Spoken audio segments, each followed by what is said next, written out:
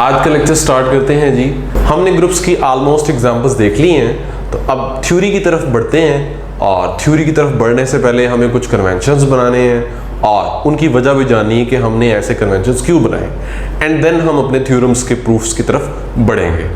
तो सबसे पहले जी कन्वेंशन है any group G can be considered as a group under dot. कि कोई भी ग्रुप अगर जी दिया हुआ है जिसका ऑपरेशन आपको बताया गया नहीं है, अगर आपको कोई भी ग्रुप जी बताया हुआ है और आपको ऑपरेशन नहीं बताया गया, तो आपने क्या कंसिडर कर लेना है, उसका ऑपरेशन डॉट।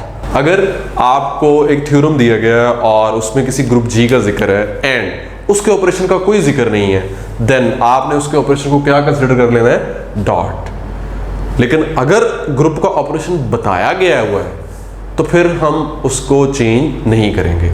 अगर ऑपरेशन नहीं बताया हुआ देन हम कंसिडर कर लेंगे डॉट। ऐसा क्यों है? तो ये डॉट क्या चीज है, ये आपका कोई भी ऑपरेशन हो सकता है। तो हम देखते हैं जी, इसकी वजह जानने की कोशिश करते हैं। डॉट ये जो है कोई भी ऑपरेशन हो सकता है, तो हम इसको डॉट का नाम क्यों देंगे, उसकी वजह ये है हम आसानी के लिए, ताकि हम चीज़ों को आसानी से लिख सकें और अंडरस्टैंड कर सकें। तो ऐसा क्यों होता है जी, आइए देखते हैं।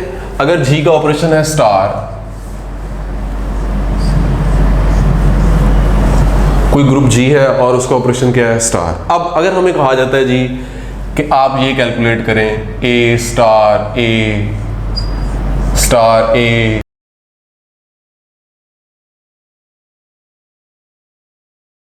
अगर हमें ग्रुप में कहा जाता है जी कि ये वाला एलिमेंट कैलकुलेट करें, ए और बी जी के एलिमेंट्स हैं, स्टार उसका ऑपरेशन है, तो आप खुद सोचें कि हम अगर हमें यही कहा गया और ये तो मैंने थोड़े से एलिमेंट्स लिखे हैं, अगर आपके पास आपको कह दीजिए जी ए को 100 टाइम्स यहाँ पे लिख लें और दरम्यान में स्टार ऑपरेट करें, तो कितना मुश्किल हो जाएगा आपके लिए भी, और फिर उसको लिखना एंड देन हमारे लिए जो कैलकुलेशंस हैं वो भी मुश्किल हो जाएंगी, गलती के चांसेस भी बढ़ जाएंगे। तो अब देखते हैं जी, अगर हम ऑपरेशन ये बना लें तो क्या हो जाएगा, इस एलिमेंट को हम कैसे लिखेंगे, A dot A 5 times dot B.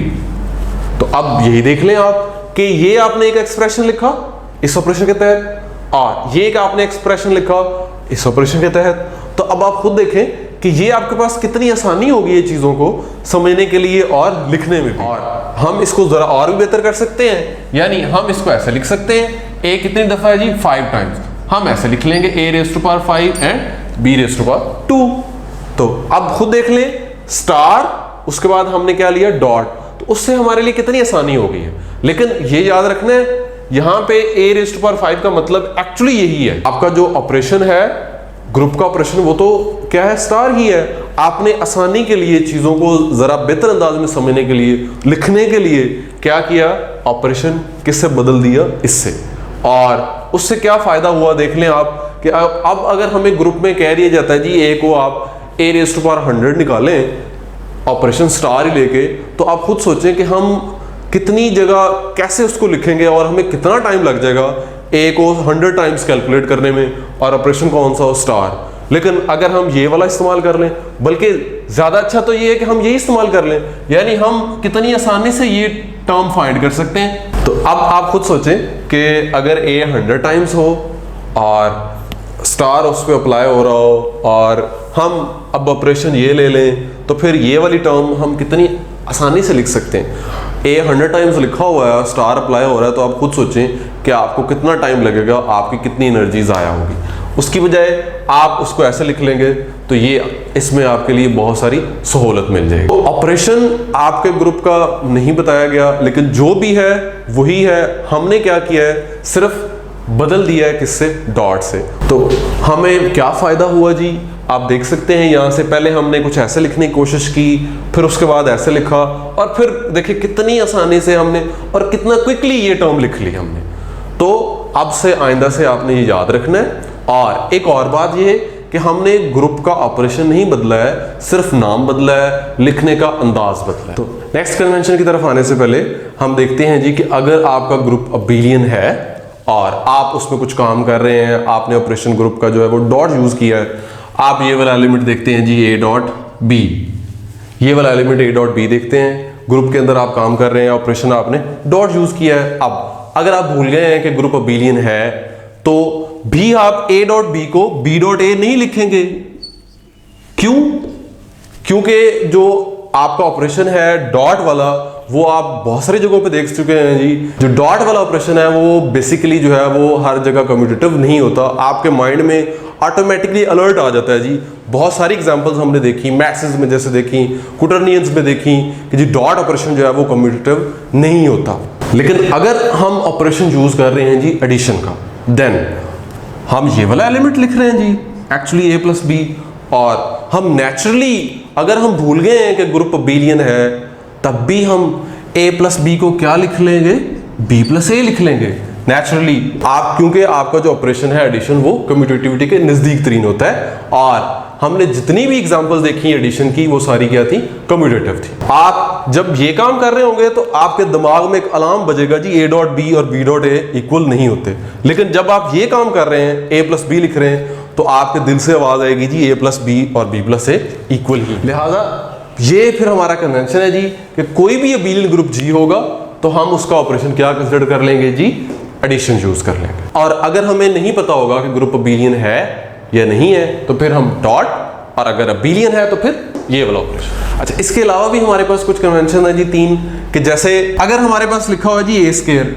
आपके पास एलिमेंट है जी a स्क्वायर, आपने ऑपरेशन क्या लिया हुआ है, डॉट का, यानी इसका क्या मतलब है, a स्क्वायर का मतलब क्या होगा, a डॉट a, यानी आपने a को a से मल्टीप्लाई किया हुआ है। लेकिन अगर ग्रुप का ऑपरेशन ही एडिशन है तो फिर हम मल्टीप्लाई तो नहीं करेंगे, फिर हम क्या करेंगे, हम अगर मल्टीप्लिकेशन है तो हम a को a से मल्टीप्लाई कर रहे हैं, लेकिन अगर एडिशन है तो फिर क्या करेंगे, a को a में ऐड करेंगे। a स्क्वायर का मतलब जब ग्रुप अंडर एडिशन होगा उसका क्या मतलब होगा, a प्लस a, या आप ऐसे कह लें इसका क्या मतलब होगा 2a। a स्क्वायर का मतलब जब अंडर मल्टीप्लिकेशन करेंगे तो a डॉट a है, अंडर एडिशन करेंगे तो इसका क्या मतलब है, a प्लस a, यानी हम ऐसे कह सकते हैं 2a।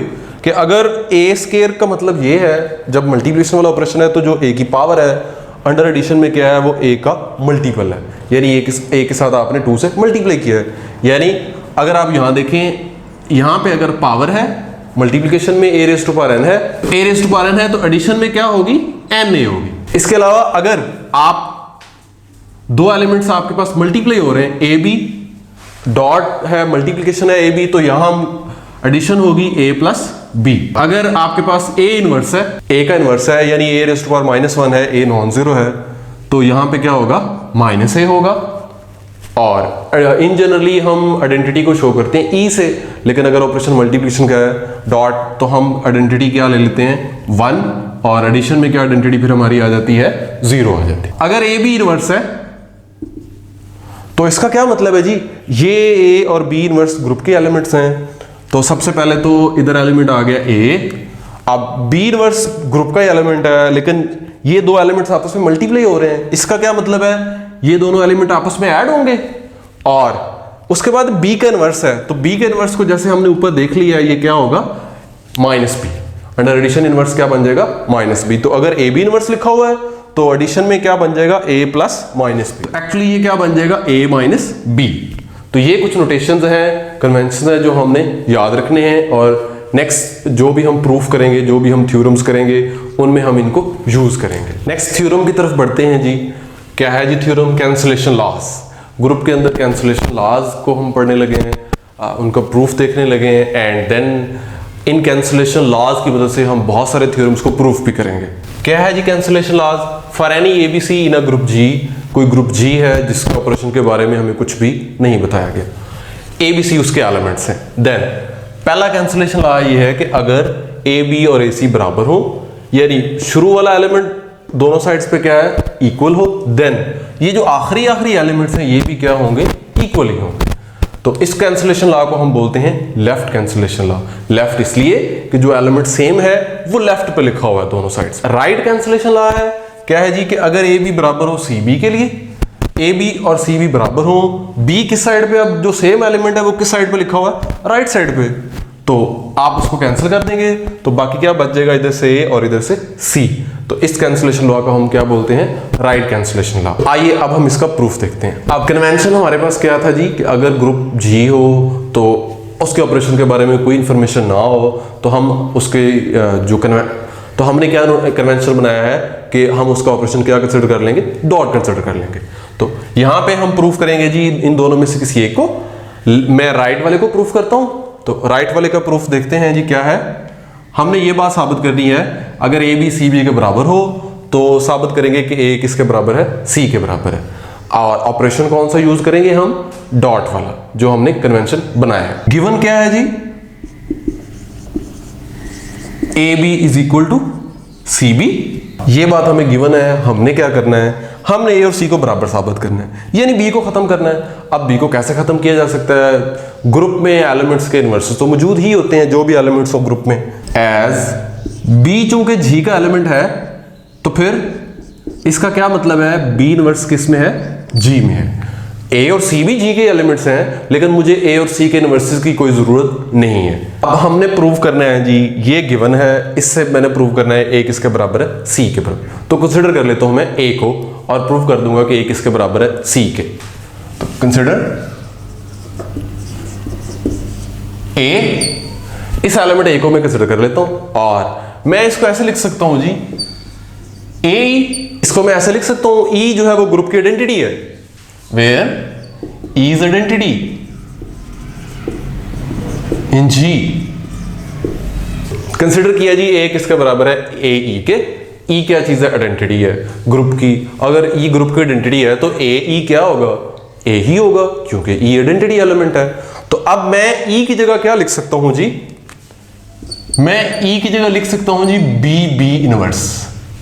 क्या ख्याल है जी, बी कोई ग्रुप का एलिमेंट है, उसका इनवर्स बी इनवर्स वो भी ग्रुप का एलिमेंट है। अगर आप एक ग्रुप का एलिमेंट लें और उस एलिमेंट का इनवर्स लें, बी और बी इनवर्स लें, तो वो क्या आ जाता है, आइडेंटिटी आ जाती है। तो A into B B inverse, B B inverse क्या है जी, आइडेंटिटी है। अब यहां पे लगाएं जी एसोसिएटिव लॉ। ये देखें जी, एसोसिएटिव लॉ हम यहां पे लगा सकते हैं, ए बी और उसके बाद क्या लगा लें, बी इनवर्स। यहां क्या जी, एसोसिएटिव लॉ। चूंकि जी ग्रुप है तो उसमें एसोसिएटिव लॉ होल्ड करता ही है। और ए बी किसके बराबर है जी, जो गिवन है मुझे, ए बी किसके बराबर है, सी बी के। तो मैं ए बी की जगह लिख सकता हूं जी सी बी बी इनवर्स। और यहां मैंने क्या किया जी, किसको यूज किया, जो गिवन इंफॉर्मेशन थी, गिवन इंफॉर्मेशन को मैंने यूज किया, ए बी की जगह क्या लिख दिया, सी बी। अब अगेन एसोसिएटिव लॉ लगाएं, C B B inverse, associative law. और बी बी इनवर्स क्या आ जाएगा जी, आइडेंटिटी, क्योंकि बी बी इनवर्स क्या है जी, आइडेंटिटी है। और ई आइडेंटिटी एलिमेंट है, सी भी ग्रुप का ही एलिमेंट है, तो सी ई क्या आ जाएगा, सी आ जाएगा। क्यों, क्योंकि ई आइडेंटिटी एलिमेंट है, तो सी ई क्या आना चाहिए, सी आना चाहिए।